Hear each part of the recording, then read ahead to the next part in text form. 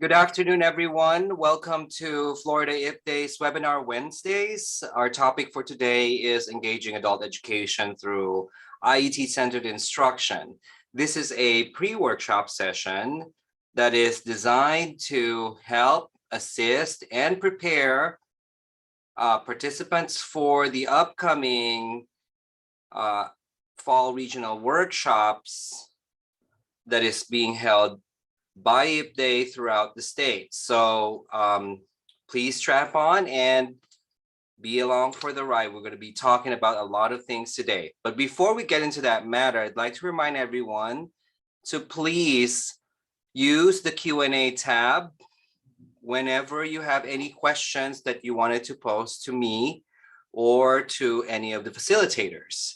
Your microphones will be muted throughout the webinar presentation, and you will be only in listen mode.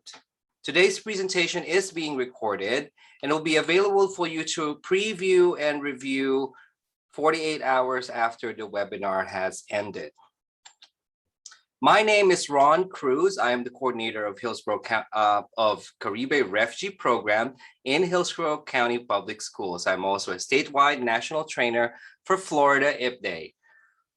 With that said, we're going to go ahead and talk about our agenda for today. So we're going to talk about the workshops themselves, who are going to be the facilitators, and briefly talk about what Florida State strategic priorities are driving the content and the delivery of these workshops. We're going to give you an idea of what you need to expect, some bonus content, and then a little bit of a sneak preview of what you're going to experience when you do attend these regional workshops.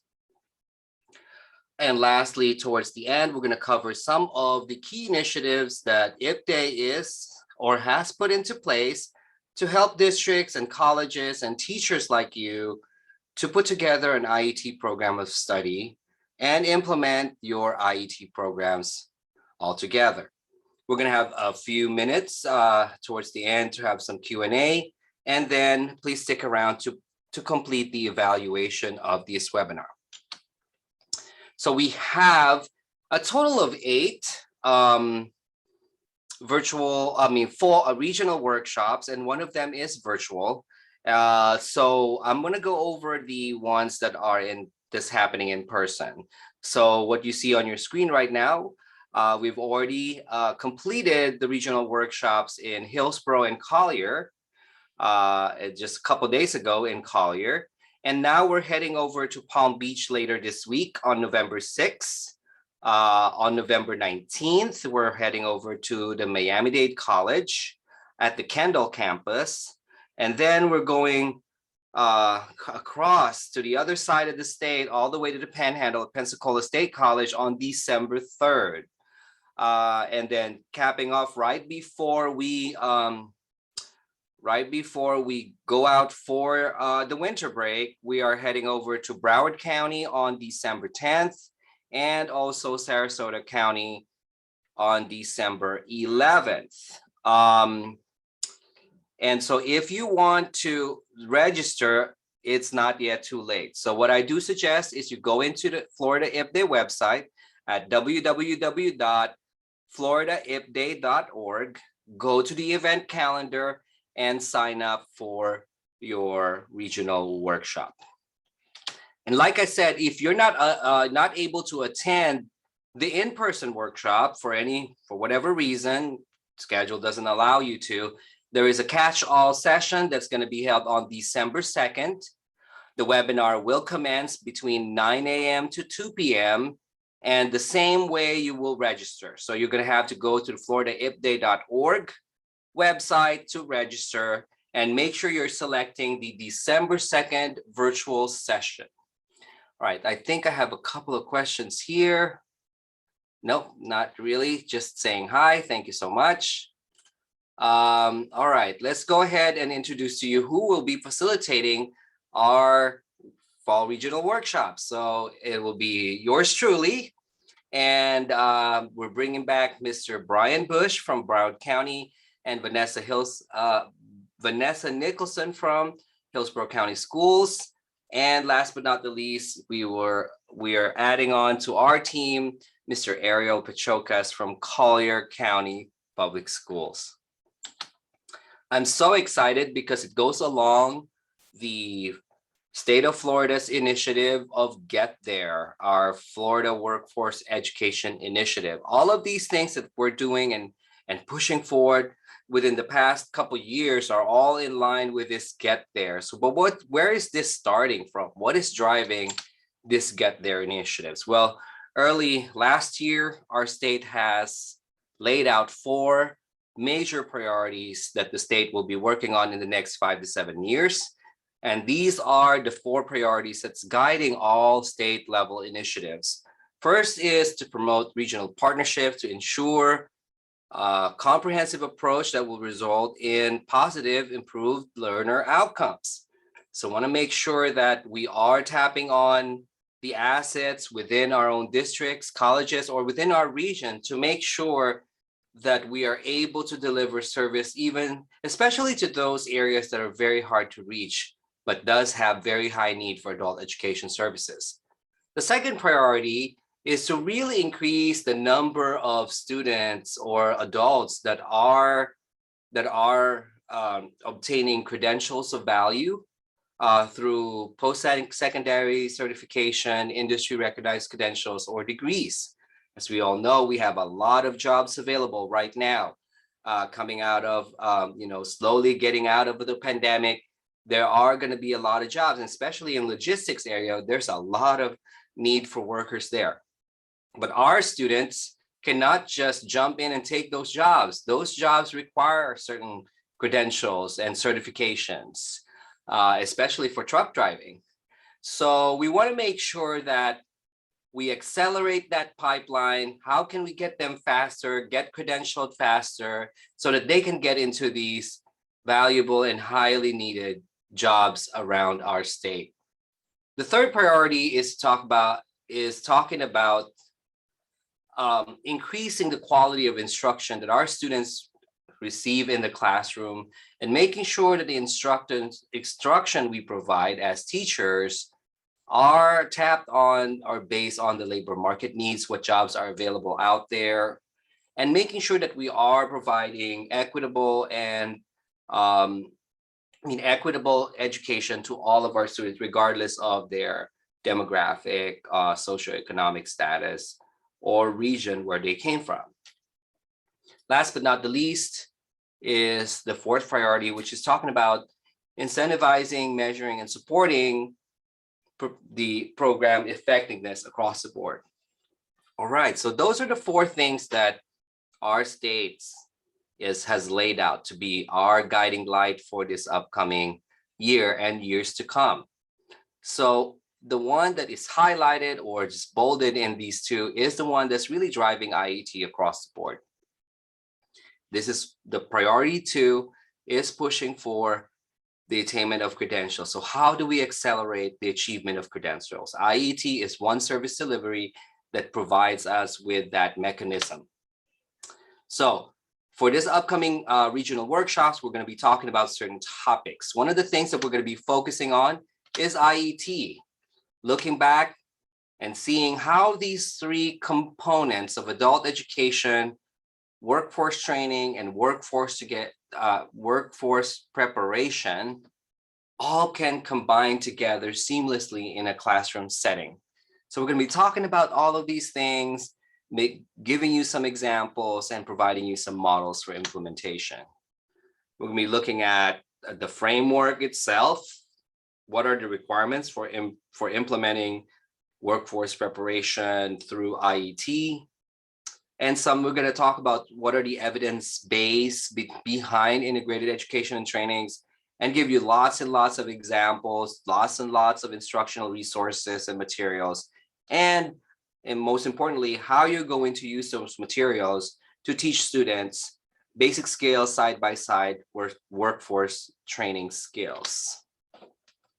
One of the things that we are going to really cover in depth is the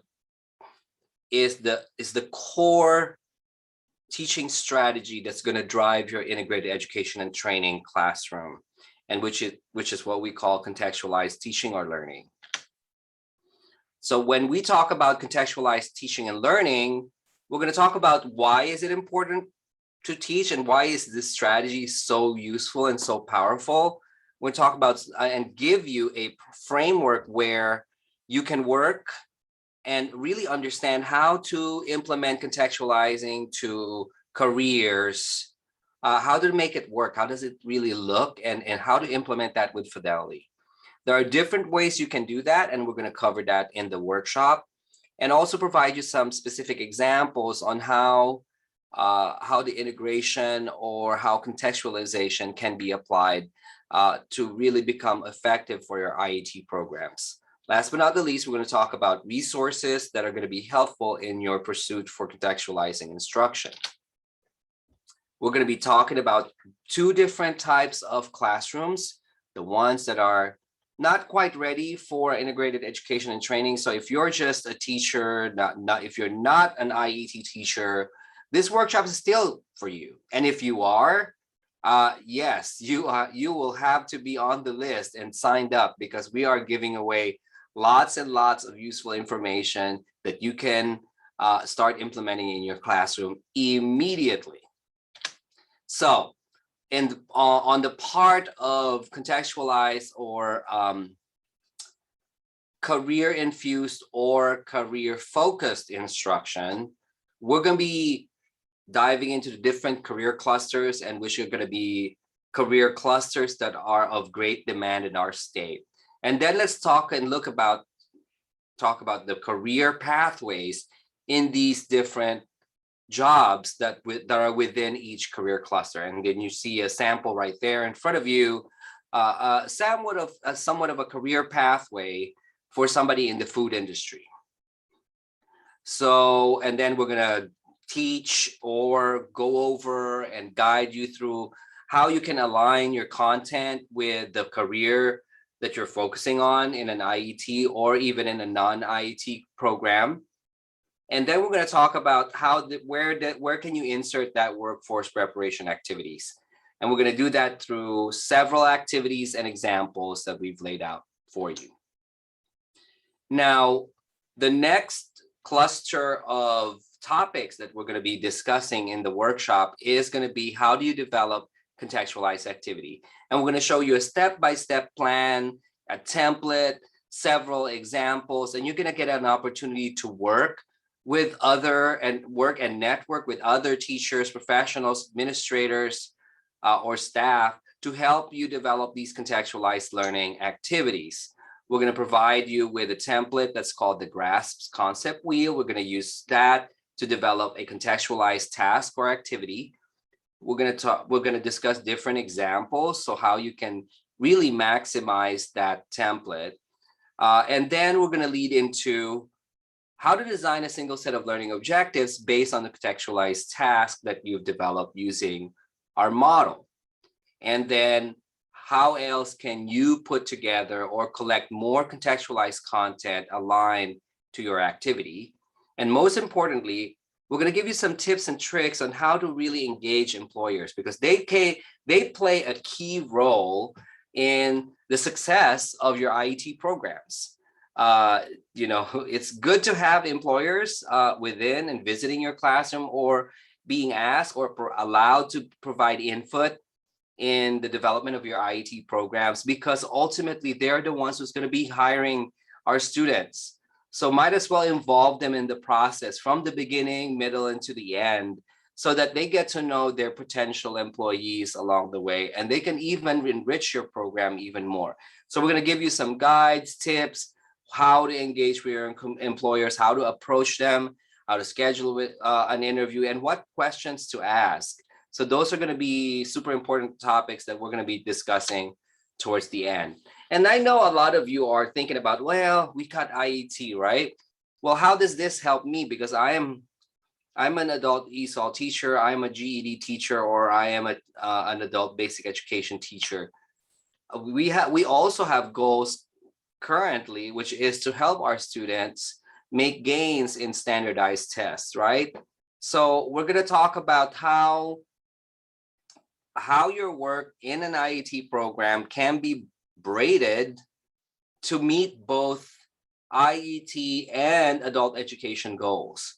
So we're going to talk about the measurable skills gain and how students in your IET program are bringing in lots of measurable skill gains, points towards your district's overall performance. And then what is really, how do you gauge, how do you gauge if your IET program is working really well? Okay, what are you looking for?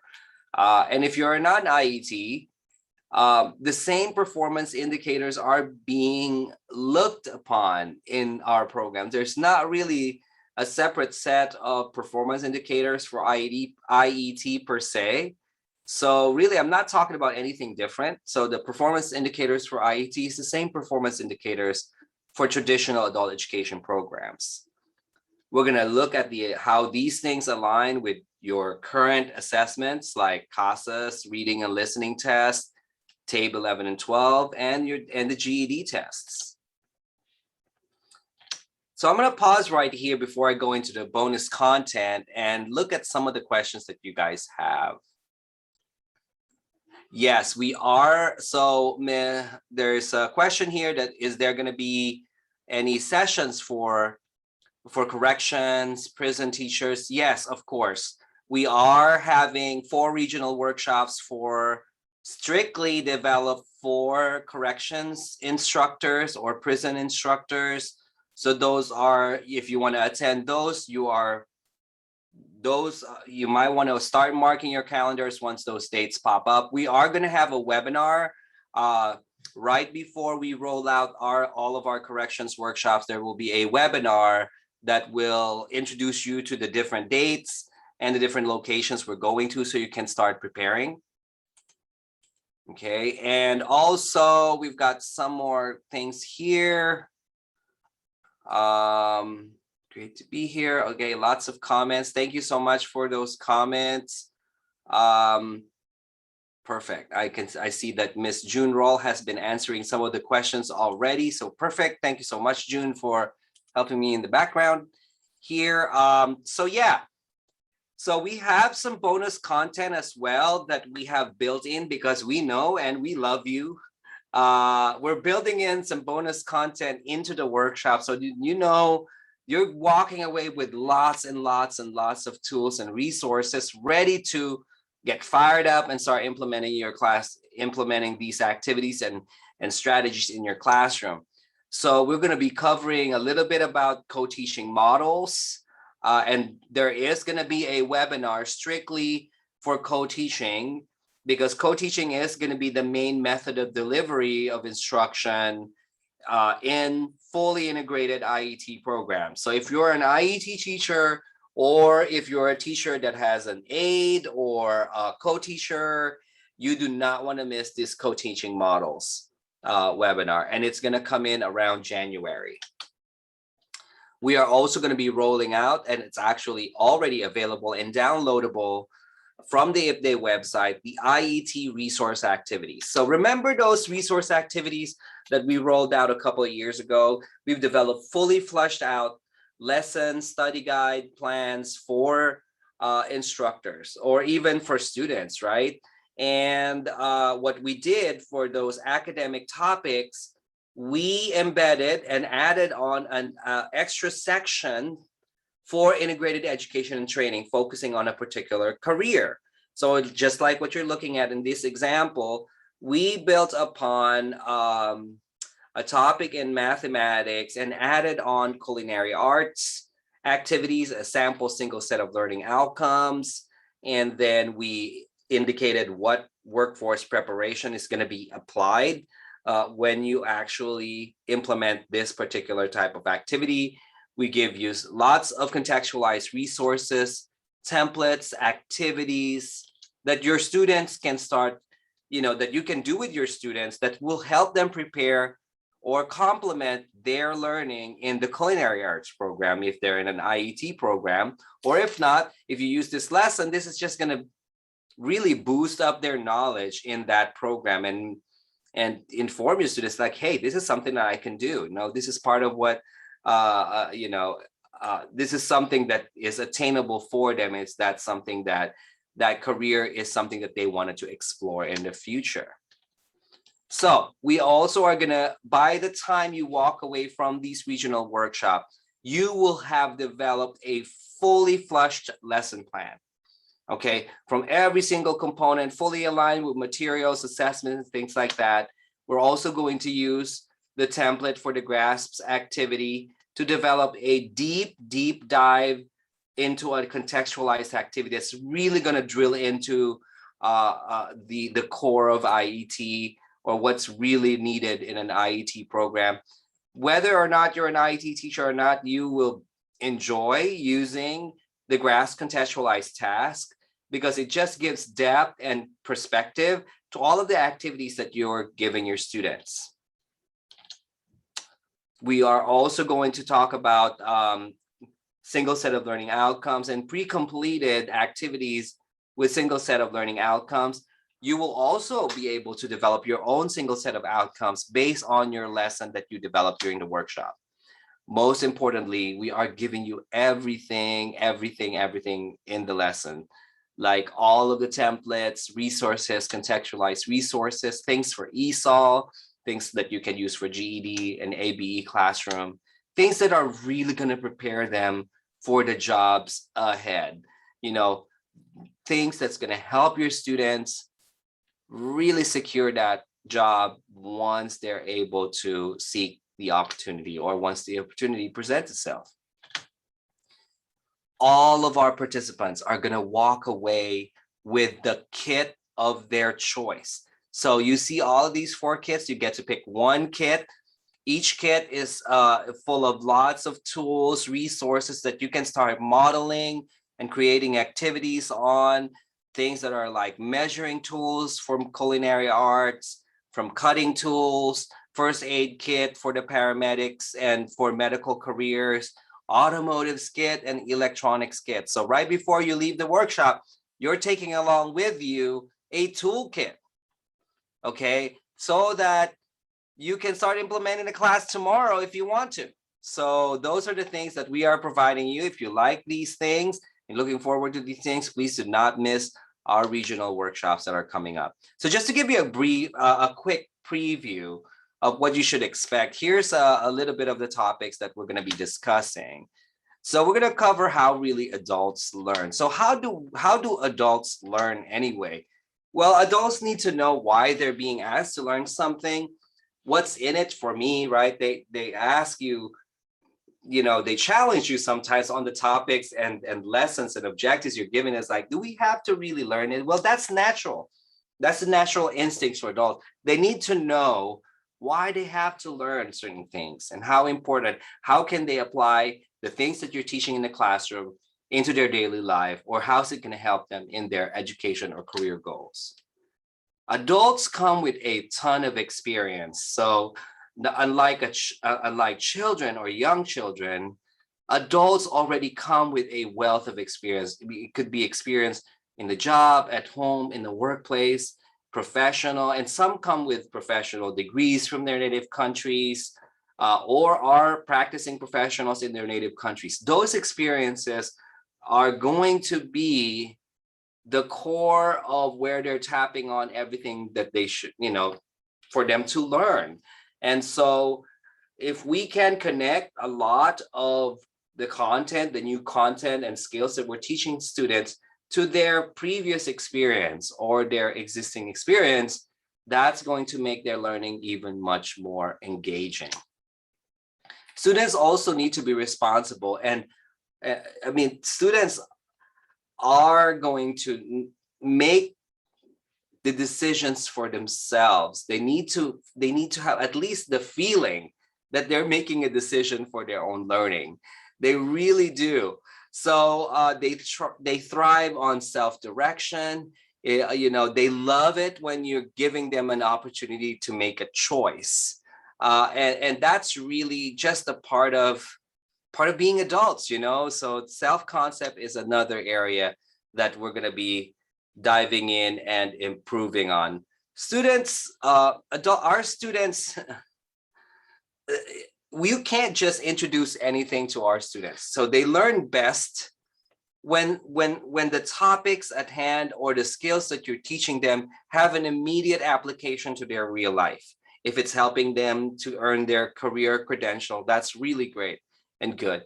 But most of the time, a lot of the topics and skills that we teach them already have real life application. That's just it. That's just normal. And if you look at a lot of our textbooks and resources for adults, they're really embedded within real life or career applications.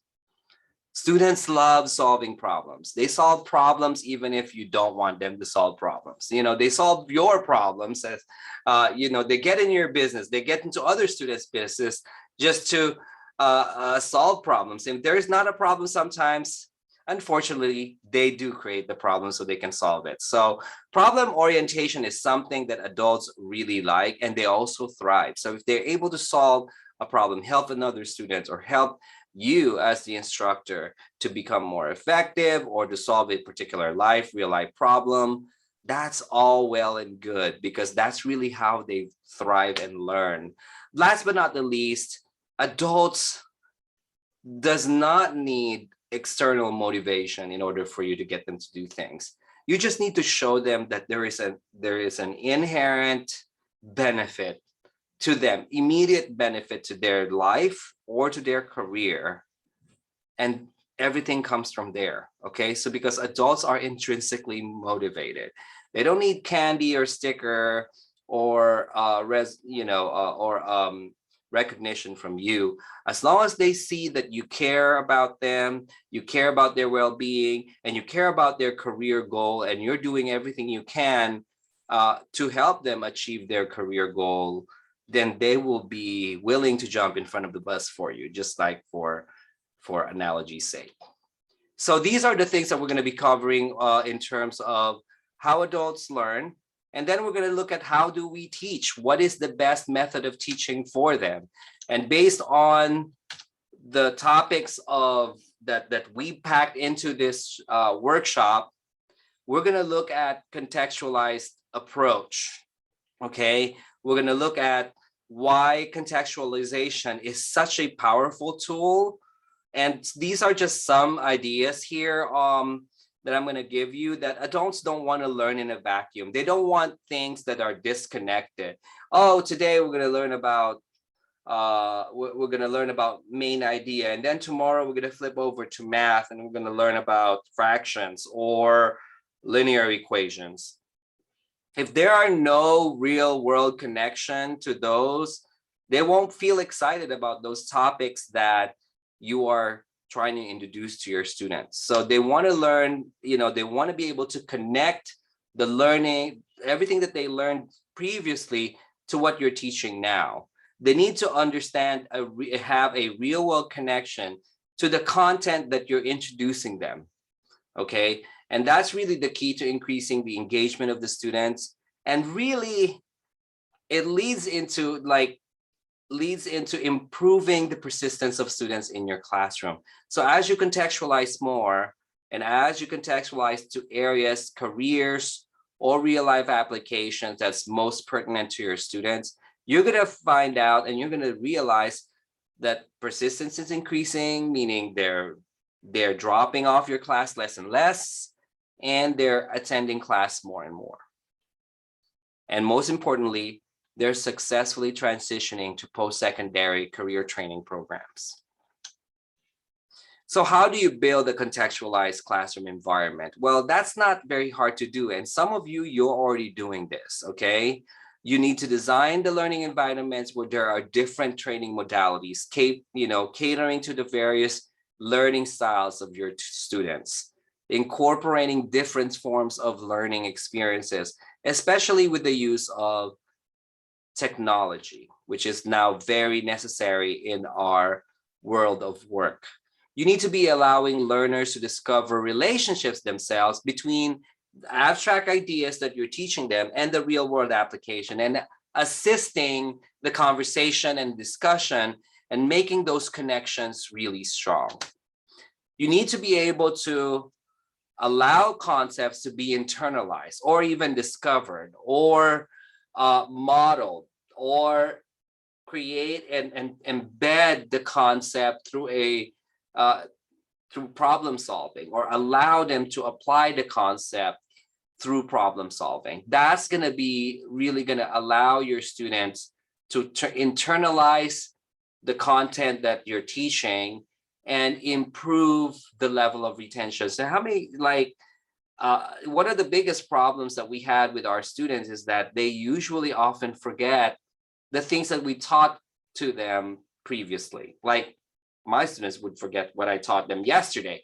It's not through default. Sometimes it is, sometimes it's not, but really we can't control it. But if you have allowed your students to internalize the content and the skills in your classroom, it's more likely to be retained longer in the minds of your students.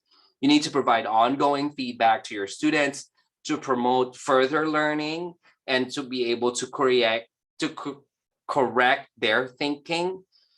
And it could be not just you, it could be feedback does not have to come from you. It could come from other students or from a third party, from an employer or somebody else that is involved in their learning. Last but not the least, need to be engaging learners and motivating them to persist. But if you're already contextualizing instruction in your class, you will notice a positive relationship to your students' persistence. What do we have to teach? So we already know what we have to teach. It's outlined in our curricular frameworks: ABE, Adult Basic Education, Adult ESOL, or GED Prep. What we're looking for and what we're going to talk about in great depth in these workshops is how do you integrate that curriculum? How do you integrate career and workforce preparation and workforce training focus in your career right now? So we're going to be talking about integrating curriculum and what is the benefit for integrated curriculum. So here are some of the things that will be beneficial when you integrate career and technical content. Again, academic content becomes more the academic content becomes more valuable and realistic to your students. It helps them apply the content, the topics and skills that you're teaching them to real world applications, scenarios and problem solving activities, increase the students' attention and increase the relevancy. Again, contributes to the relevancy of the topic you're teaching. If you foster critical thinking and collaboration, those things are being looked upon by employers. Like, can my excuse me, can my future workforce or these applicants that I am seeking to hire in my company, are they able to critically think, or are they always gonna want instructions or told what they're supposed to do? So these are the things that are really important to employers. So if you're focusing on an integrated curriculum, you're already preparing them for the workforce and helping them land that decent job or even their dream job that they're looking for. And last but not the least, it allows you to become more active and authentic in the way you teach. You teach the concept and skills to your students, and so also assess the students in very unique and authentic fashion. That is more like how, not just simply assessing your students through bubble tests or multiple choice questions, but how they're going to be assessed when they're out in the workforce. They don't necessarily take tests, to get paid. You know what I'm saying? So they have managers, they have supervisors that's looking for their performance. So we need to build in some assessments that are more performance-based, which is more persistent and common in the workplace rather than in the classroom, compared to paper-based assessments like writing an essay or multiple choice questions. Those types of things, they're not necessarily the way employers assess their productivity and performance in the workplace. And there are 3 components to our integrated curriculum, just and we identified it in our IET model. So in an IET, there are three important components: your academic skills, which is really your adult literacy skills, basic skills that you teach your students: reading, writing, speaking, mathematics, and so on and so forth. Combining it with technical skill, which is our workforce training skills. So those are industry specific occupational skills. And then you have our workplace preparation activities, or in other words, employability skills. A lot of people know this as soft skills. These are the skills they need to get or keep a job. So those are the three components of an integrated curriculum. Lastly, we're going to talk about assessments. And here are just some principles of good assessments. I already know that some of you already do most of these things, but whenever you're doing an assessment or you're developing an assessment for your students, begin with the end in mind. What do I really want my students to achieve? Look at the objectives that you designed for your lesson to develop your assessment. Design instruction and evaluation at the same time. So you want to start working on it as you're working on your lesson plan. Have the assessment side by side and design them together, so that what you're actually teaching and implementing in the classroom directly correlate to how they're going to be assessed. Ask not only of what information will I get from this, such as a grade or a test score, but how this opportunity will provide for the students to help them in their real life goals, or their or achieving credentials, or becoming more productive in the workplace. Assessments are, you need to design assessments that are active. Because if you did an active activity and then you did an assessment on paper, that kind of doesn't match, right? So if you're doing lots of hands-on activities, you might want to develop assessments that are hands-on as well, so that they are aligned. Be precise, don't surprise your students, don't put in any trivia questions on your test. Strictly focus on the content and the objective that you're trying to assess when you're developing assessments for your students. And this one I love the most is that feedback loop. It's like, for some teachers, given a test is that's it, you get a score and done, right? Well, it's not really supposed to happen like that. After you give the assessment to your students, you need to talk to the students and talk about how they can do better, right? Discuss what things they missed, because that feedback is super important, okay? And that's how students, they learn. Our students learn from their mistakes. But sometimes they don't really know why they missed a particular question. So that feedback loop is super, super important. Communicate in writing with your students. Include the types of assessments in your syllabus, or the coverage of the assessment in your syllabus. Create a contract with the students, a rubric with detailed performance measures if you're doing lots and lots of performance-based assessments, or hands-on assessments. And last but not the least, make sure that you provide opportunities for learners to reflect on and analyze their performance, to reflect on their test. Okay, so if they did poorly on the test, we ask the students, did you really spend time preparing for the test, or you just woke up and took the test right away, didn't even kind of freshen your mind and refresh your memory of everything that's been covered?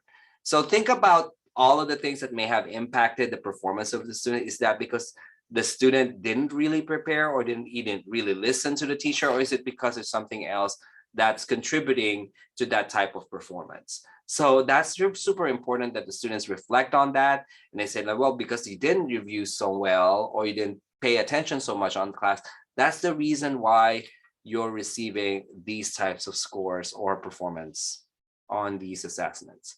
So super, super important to allow the students, again, and it bleeds into that students have to have, make the decision on their own in terms of their education, that, hey, this is the consequence of you not listening to class, or being absent for so many days and not attending classes. So again, that reflection is super important.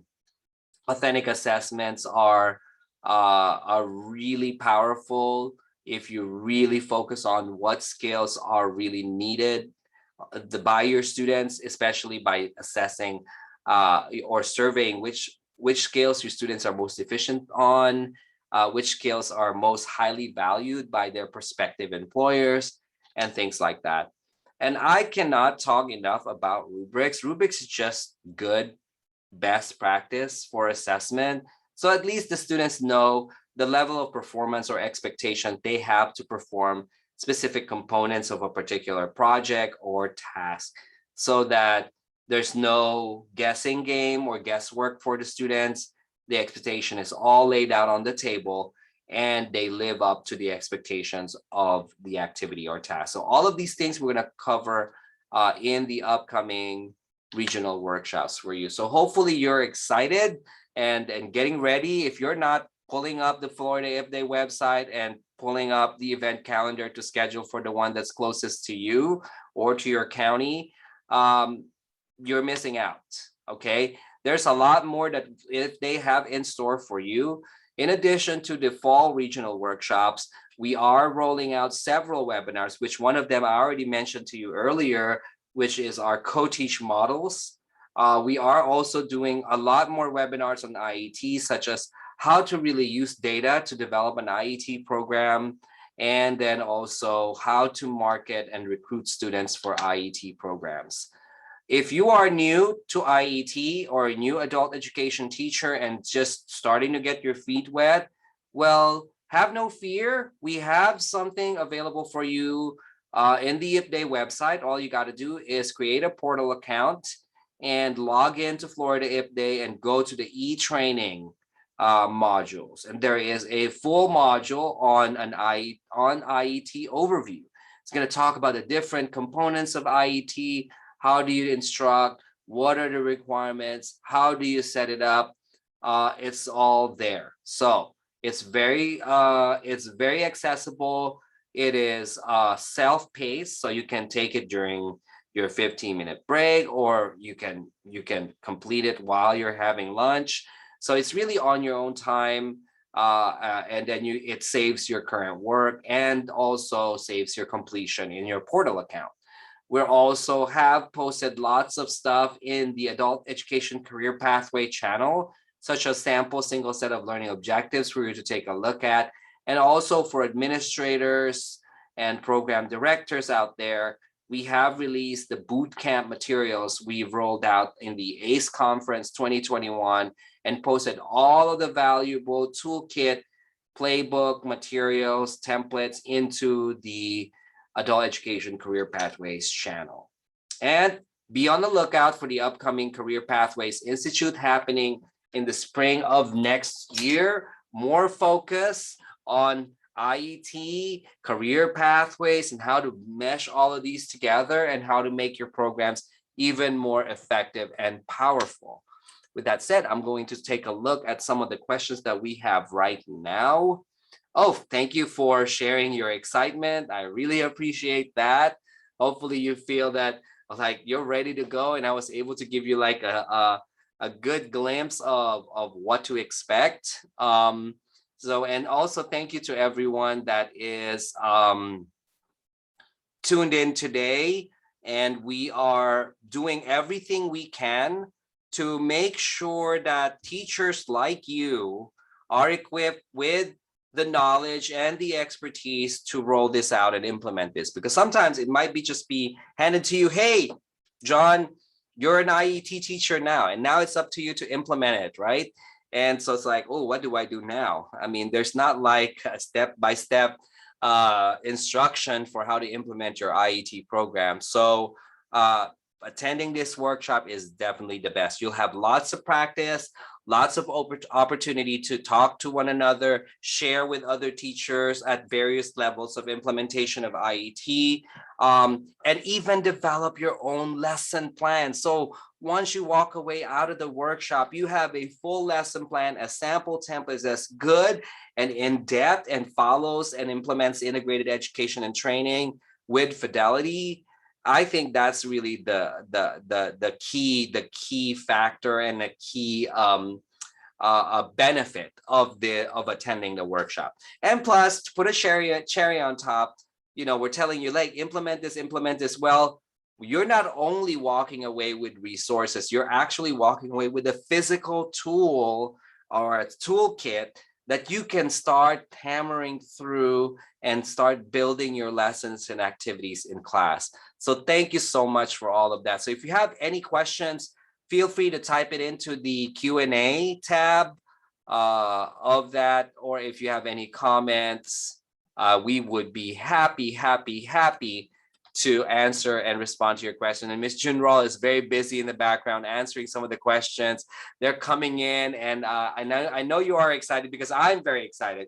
I've already conducted 2 of these workshops, and the results and the feedback has been overwhelmingly positive. Teachers really love the activities, the resources that we provided, and of course, all of the strategies and expertise that we're able to add to their toolkit. So with that said, if there are no other questions, oh, there's just one light here. Oh yes, go ahead, June. Ron, there is a question here. Will we be able to look up skills by career? Can you talk a little bit about that? Specifically, this participant is asking about automotive, culinary. Yes, you will have the opportunity to, and let me go back to Q&A slide. Thank you so much, June, for bringing that up, because there's a lot of questions and things that are popping on my screen. So thank you for drawing my attention to that question. Yes, we are going to focus on individual careers, not just career clusters. So one of the things that we're going to be focusing on, and actually I already know, we're going to be focusing on automotives. We're going to talk about the healthcare field, really basic healthcare worker, which is the core science and the core OCP for majority of health science careers. So basic healthcare worker leads to emergent EMT, pharmacy tech. It leads to medical assisting. It leads to certified nursing assistant. So we're going to be talking about that. In culinary arts, we're going to cover basic food preparation, food service skills. So that's another thing that we're going to be focusing on at the workshop. And then we're going to focus on IT and also entrepreneurship, teaching students how to start their own business, because they always have to have that plan B, just in case they don't get hired, you know, after they're earning their credentials. So what's my fallback? Well, you can always start your own business because you're already certified in that career. Did I answer that question, June? Yes, thank you. Awesome. All right, we got one more. How best can I get in touch with companies to see how to prepare my students for jobs? We are going to talk about this in the workshops, but if you look at the workbook, I think I put in some tips and tricks here. But the first thing that you need to know is you need to prepare what information you need to find out first. Like, okay, look at the target, the biggest employers in your area, okay? And then survey your students, how many of your students want to go to this job or to work for this company or for that company. And that will help you narrow down which employers or which companies you need to talk to and start integrating content with. And then once you narrow it down, you need to prepare. Now we have prepared a list of questionnaire that you can ask employers to just get their input. And also in the guide, we're going to provide you with what are the best ways to really squeeze the employer into submission and giving you the information you need, and also making them really an active partner in your classroom. So hopefully I was able to answering. Yes, we are. Yeah. I'm going to be answering those questions as well. So there was another question and a clarification question, math skills for culinary, automotive, or health science. We are going to focus on that. We are going to focus on, let's say we go into culinary arts. What are the math skills that are going to be super important in culinary arts? in addition to just talking about what math skills are important, we're even going to give you the tools. You saw the tools. Everything that I'm looking at there are measuring tools, whether you're measuring time, length, volume, or mass or weight. Those types of tools we're going to be looking at and see how you can use those tools to implement lessons and develop lessons in your classroom. Thank you so much. I'm so excited, everyone. I'm just as excited as you are, because I'm excited to see you guys in person and really bring this this information to you, because I know you guys important things to do, rather than just seek for resources and seek for help. When you sit in for our workshops, we will provide you everything that you're going to need so you can start implementing IET or just contextualizing instruction in your classroom. All right, with that said, thank you so much for all those questions. People are so engaged. So one thing that we would like to know is, what do you think about this webinar? So strictly focus on this webinar content. You're not looking at the fall regional workshop if you already attended those, or if you're planning to attend those, but just strictly based on the content of this webinar. What do you think? We use this information to develop future webinars and to really improve on the work of IPDAE. So we really value your feedback. So there's going to be a pop-up window that's going to pop on your screen. There's 3 questions, very quick. Click on your response based on how you feel this went. And we are going to Palm Beach County this Saturday. So if you're living close or you work close to Palm Beach, I'm talking about Stewart, Jupiter, I'm talking about Fort Pierce, everybody right surrounding Palm Beach County. Our host, Dr. John Hay, Pamela Joe, everybody's going to be there and be willing to support. They have a really nice location for us. If you want to know where it is, go ahead and visit the IPDAE website. Go to the event calendar page. Look for this Saturday, which is the November. Okay. Let me just quickly show you that. Very, very quickly. Florida IPDAE. Just wanted to quickly show you where you're going to go. So when you go to the Florida IPDAE website, go to the event calendar. You're going to land on November. And right there, November 6th, Saturday, Palm Beach County. Click on more details. It's going to give you the exact location, the room number of the building, and it will even give you the contact information just in case you got lost, you didn't know how to get there, a contact information for somebody, and the agenda for that. And when you register, just click view registration info or register now. And if you have a Florida IPDAE account, then you can just log into your portal. Or if you're new, you can just go to register now. All it takes is 5 seconds, I think. Just type in your email address, your name, how you want to get address, and create a password, and boom, you have an account. So please don't forget to sign up for the upcoming regional workshops. We would be very, very happy to see you there. All right, with that said, I want to say thank you so much for participating in this webinar. We really appreciate your time that you spend this afternoon, and keep tuning in to Florida IPDAE for more wonderful topics and things that's going to help you improve your practice. Thank you, Ron, so much. And I just want to quickly remind you of next week's webinar, which will really be a TABE update. We're going to talk about some new and exciting things with TABE, but we're going to also be talking about the ability to transfer your scores between the TABE portal to your local data systems, so you can really track that performance well and timely. So thank you again for joining us. We appreciate each and every one of you, and have a wonderful evening.